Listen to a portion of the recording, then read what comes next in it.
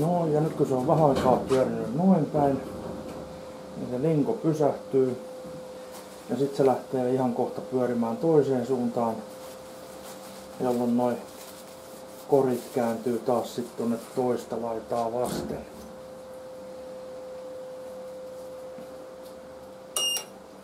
Noin, ja nyt se lähtee toiseen suuntaan, niin nuo kehät kääntyy taas sitten toisinpäin ja sen kehän toinen puoli sitten linkoutuu tyhjäksi.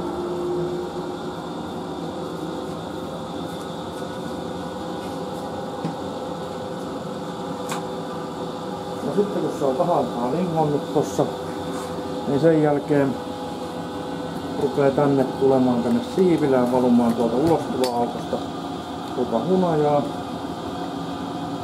Ja siitä se siivi löytyy ja menee tonne ämpäriin. Sitten kun ämpäri on täynnä, niin vaihdetaan ämpäri ja mahdollisesti toinen siivilä vielä siihen, uusi siivilä. Ja viedään toi tosta varastoon.